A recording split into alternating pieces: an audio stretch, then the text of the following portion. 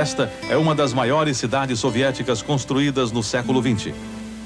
Tem prédios confortáveis e até luxuosos para os padrões soviéticos, onde moravam os 45 mil funcionários da usina e suas famílias.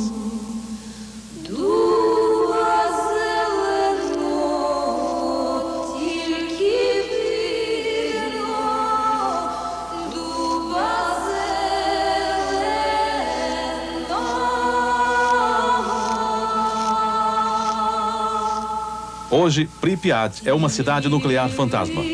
O único sinal de vida é a música que toca sem parar nos alto-falantes, para evitar que as equipes de descontaminação que trabalham aqui percam a saúde mental.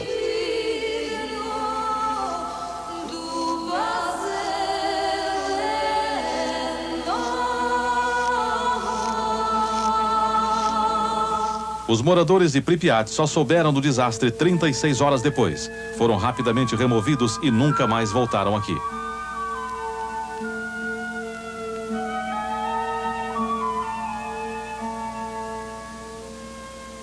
O repórter Steve Croft, da CBS, pergunta ao Dr. Robert Gale onde estão os ex-moradores de Pripyat. Por toda a União Soviética, diz o Dr. Gale. Muitos estão em Kiev, mas a maioria está espalhada. Pripyat é um assunto encerrado. Eles nunca vão poder voltar? Pergunta o repórter. É um risco inaceitável, diz Gale. A cidade vai se destruir sozinha. É muito perigoso destruí-la, mas ela vai acabar ruindo por si mesma e então vai ser soterrada, como lixo atômico. Para o Dr. Gale, o acidente nuclear de Chernobyl foi o pior que se pode imaginar. E ele explica.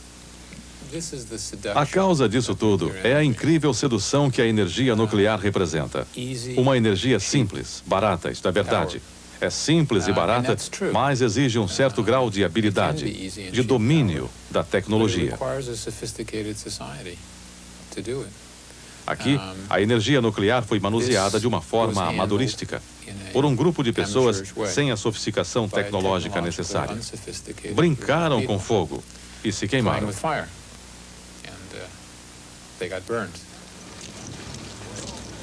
Um fato que chama a atenção. Em Chernobyl, os 3 reatores que restaram continuam funcionando normalmente. E isto, apesar das pressões da comunidade científica para que eles sejam desativados por falta de segurança do projeto. Segundo o engenheiro Yuri Rizovani, porta-voz da usina, os soviéticos têm poucas opções. Ela gera energia, diz ele, e nós precisamos dessa energia.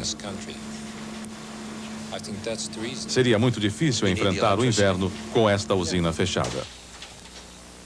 Os 4.000 soviéticos que trabalham aqui são obrigados a passar por estas máquinas que medem a radioatividade do organismo deles, sempre que entram ou saem da usina. Eles recebem um salário 3 vezes maior do que o salário padrão e trabalham 15 dias dentro da zona perigosa e 15 dias fora, para diminuir a sua exposição à radioatividade. A menos de 2 quilômetros dali fica o que sobrou do reator número 4. Aqui, a radioatividade é 100 vezes acima do nível normal.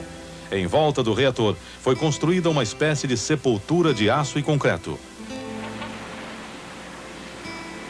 Agora, o repórter Steve Croft visita outras áreas contaminadas, longe de Chernobyl, fora até mesmo da Ucrânia, na Bielorrússia, outra república soviética, a centenas de quilômetros do reator.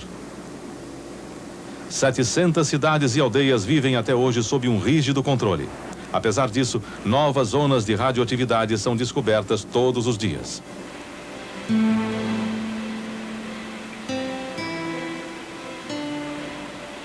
Ao todo, 135.000 soviéticos tiveram que ser removidos das suas cidades por causa do acidente de Chernobyl.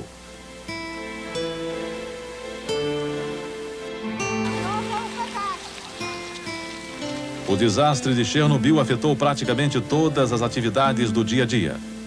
Em Bragin, toda a comida chega diariamente de outras partes do país. Até os engradados de leite vêm com selos especiais, revelando a origem e a data do processamento do produto. Os alimentos produzidos aqui são considerados radioativos demais para serem consumidos pelos moradores e preciosos demais para serem jogados fora. Por isso, eles são mandados para outras partes da União Soviética. As autoridades acreditam que se algumas pessoas que não estão expostas à radioatividade consumirem alimentos radioativos de vez em quando, isto não vai fazer mal nenhum. De uma coisa não há a menor dúvida. O maior impacto do acidente de Chernobyl vai ser sobre a nova geração e sobre as gerações que ainda não nasceram. Em algumas regiões, as crianças recebem as 3 refeições diárias nas escolas para diminuir os riscos de consumirem alimentos contaminados com radioatividade. Uma vez por ano, as crianças fazem exame na glândula tiroide e 10% delas apresentaram problemas. As crianças, diz o Dr. Gale, são a maior preocupação, porque é sabido que quanto mais jovem o organismo, seja qual for o nível de radioatividade, temos, primeiro, um risco maior. Segundo, um tempo maior de exposição. Isto quer dizer que as crianças que nascem num lugar assim são expostas por um tempo maior do que uma pessoa que tinha 50, 60 anos na época do acidente. O povo soviético começa a se perguntar: será que estamos preparados para a era nuclear? Será que a energia nuclear vale a pena? A verdade é que o país vai ficar às voltas com as consequências deste erro por um tempo tão longo quanto da existência do homem no planeta. Porque em algum lugar, por baixo de todo este concreto e aço, ainda existe uma massa de plutônio. Uma ameaça que ainda vai existir mesmo daqui a 20 mil anos.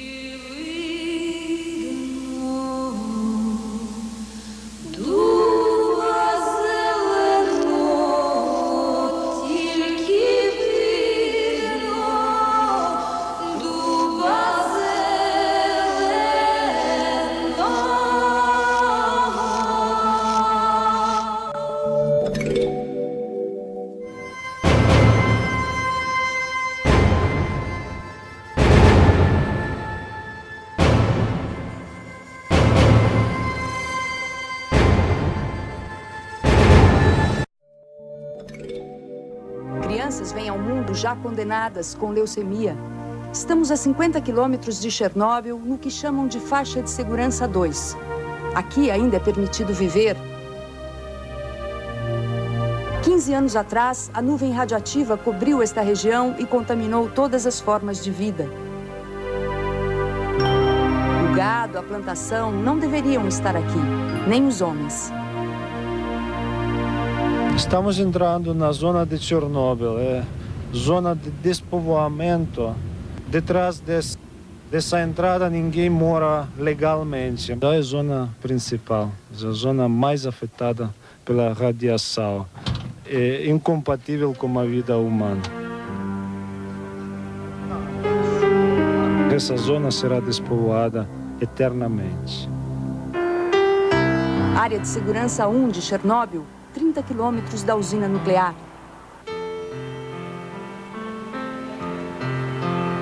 Aqui o deserto é para sempre.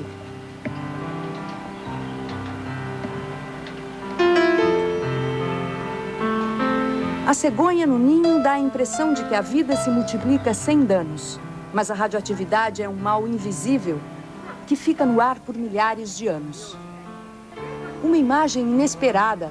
Velhas senhoras desafiaram a lei e voltaram à vila para morrer, a 6 quilômetros da usina nuclear. A maioria está viúva, 25 mulheres e apenas 2 homens na aldeia. Elas não sabem de onde vem a comida e não se importam. Não queremos ir embora. É nossa terra, é o melhor lugar do mundo. Sorridentes não acreditam em doença, não aqui. Dona Nashita nos convida para sua casa e no caminho faz uma revelação. Ela visitou São Paulo. A bordadeira vive numa dacha, a casa de campo de estilo russo. Brasília, Nasha. Brasília. É uma das 2 mulheres que ainda tem marido. A fé e os bordados coloridos da Ucrânia estão expostos na parede.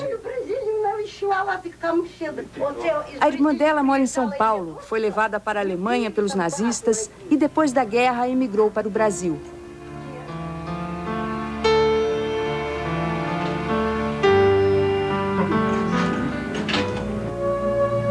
Muito perto dali, um homem vaga pela cidade abandonada.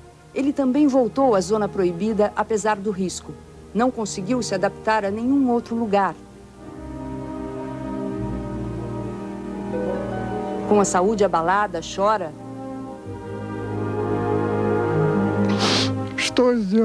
Eu choro porque não suporto ver a minha cidade morta.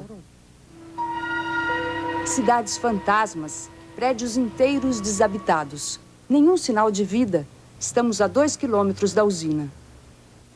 Todos foram evacuados depois do maior acidente nuclear da história. O plano de fuga funcionou, mas com dias de atraso. O governo escondeu a gravidade do desastre.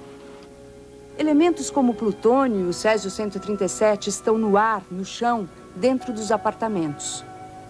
A intensidade da radiação está diminuindo muito mais lentamente do que se esperava.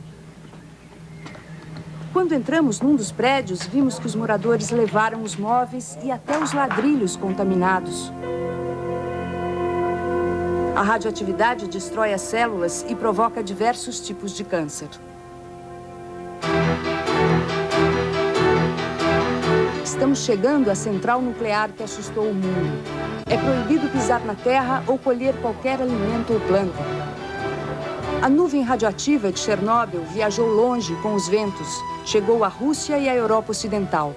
Arruinou a saúde de milhares de pessoas em Kiev, capital da Ucrânia, a 110 quilômetros daqui.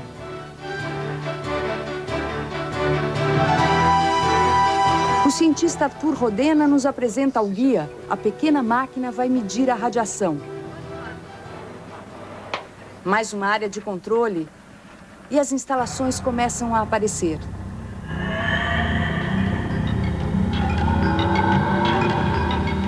O último reator de Chernobyl foi desativado em dezembro passado. Ninguém consegue disfarçar o nervosismo de estar aqui. Nós estamos nos aproximando da central número 4 de Chernobyl. Nós subimos ao prédio de frente para o reator. 10 microdintin час. Dentro desta sala, a radiação é aceitável. Mas lá fora, no terraço, a máquina dispara. A radiação é de 60 a 100 vezes maior que o normal. Lá dentro daquela cobertura cinza, feita em concreto, está o reator número 4 de Chernobyl, que explodiu em abril de 86. A radioatividade ali dentro é incalculável. 200 toneladas de substâncias radioativas. Aqui a radioatividade é grande, mas permite uma exposição de 1 hora.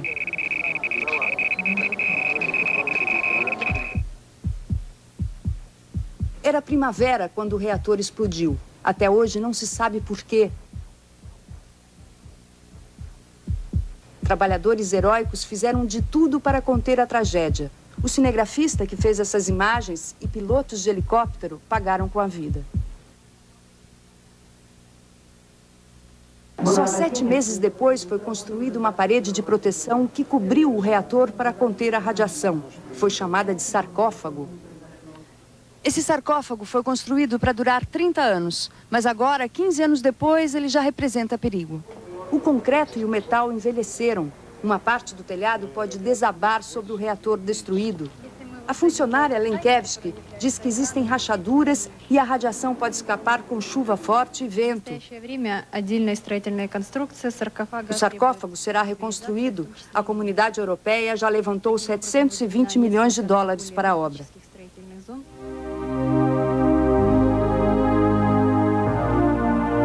O acidente deixou milhares de doentes de câncer de tiroide, mas as estatísticas dos efeitos de Chernobyl ainda são contraditórias. O tempo é que vai dizer do que a radiação é capaz. A tragédia só não foi maior porque o incêndio que se seguiu à explosão foi contido por 23 bombeiros que morreram dias depois.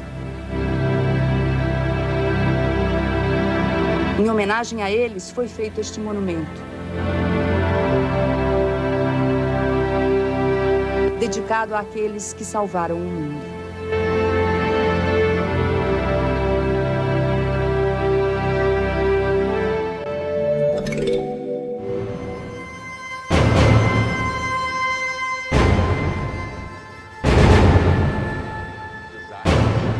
Na Ucrânia foi o mais grave da história. O enviado especial Marcos Lozecan visitou a área da usina 25 anos depois. A velha placa permanece intacta. Bem-vindos a Chernobyl, ou Chernobyl, como os ucranianos falam. Independentemente da pronúncia, essa palavra virou sinônimo de desastre atômico. Foi no dia 26 de abril de 86. Uma falha no resfriamento causou a explosão do reator. Mas as autoridades levaram 30 horas para orientar a população a sair. Tarde demais. O então governo soviético admitiu 15 mil mortes. Pelas contas de organizações não governamentais, foram pelo menos 80 mil vítimas. Um exército de operários sem equipamento apropriado passou 6 meses construindo uma estrutura de isolamento sobre o reator. Nenhum trabalhador sobreviveu. 25 anos depois, os níveis de radiação baixaram e o governo da Ucrânia abriu a área para visitação. Na cidade abandonada, a cena é fantasmagórica. As construções ainda guardam os símbolos do regime soviético, que controlava a vida e a morte das pessoas. Há muito que aprender aqui, diz o turista americano. Este parque de diversões nem chegou a ser inaugurado. Nenhuma criança jamais brincou aqui. As que tiveram a sorte de escapar com vida foram embora, deixando tudo para trás, inclusive as máscaras contra gases. Perto da usina, o cenário é desolador. Não há vegetação, não há vida. Este é o ponto mais próximo da velha usina que civis são autorizados a chegar desde 1986. Estamos a apenas 200 metros do chamado sarcófago, essa gigantesca cobertura de pedra e concreto que selou o reator número 4 de Chernobyl para sempre. 25 anos depois, a radiação aqui está acima de 250 microröntgens, o sistema que mede a radioatividade nuclear. 10 vezes mais do que o normal para os seres vivos. Por isso, só podemos ficar aqui no máximo por 15 minutos. Tempo suficiente para reflexão. É triste ver tudo isso, mas necessário, diz o turista. Temos que ter consciência de que as invenções humanas podem dar errado às vezes. Este é o momento crucial da visita. Antes de deixar a região onde fica a usina de Chernobyl, os visitantes devem passar por esta máquina detectora de radiação. A máquina percebe, analisa o corpo e, se está tudo bem, o portão abre e o visitante está livre para seguir tranquilo. A usina fica para trás. No trajeto para fora do complexo contaminado, surgem imagens de esperança. Apesar da alta contaminação a que foi exposta no último quarto de século, a vida em Chernobyl insiste em ser mais forte.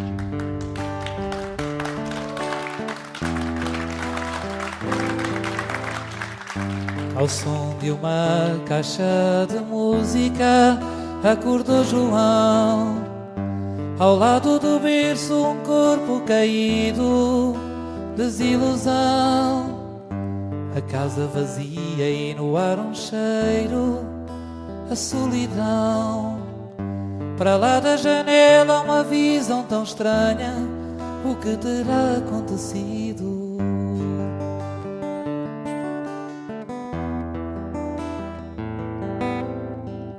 Como um pássaro que saiu do ninho, esvoaçou. João deu a medo alguns passos pelo quarto e, sem querer, debruçou o corpo sobre o chão morno e adormeceu. Talvez para dormir o seu último sono. E o que fica a dizer de João? Mais uma vítima nuclear, numa casa no meio da cidade, onde só se contavam histórias de mal e de bem. João, mais uma vítima nuclear, numa casa no meio da cidade, onde só se contavam histórias de realidade.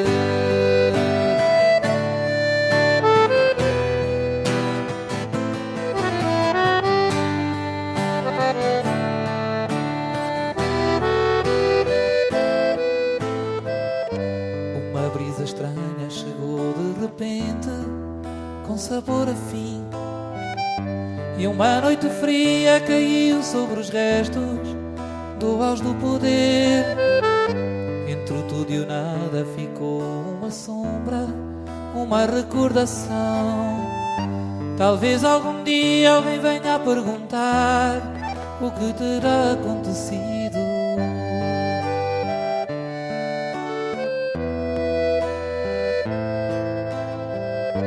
Um manto de fumo cobriu a cidade em forma de adeus, talvez para apagar a última imagem guardada da terra, a tocar no meio do deserto plantado. A caixinha ficou testemunha ingênua das glórias já findas e das marcas da vida. João, mais uma vítima nuclear, numa casa no meio da cidade, onde só se contavam histórias de mal e de bem. João, mais uma vítima nuclear, numa casa no meio da cidade, onde só se contavam histórias de realidade.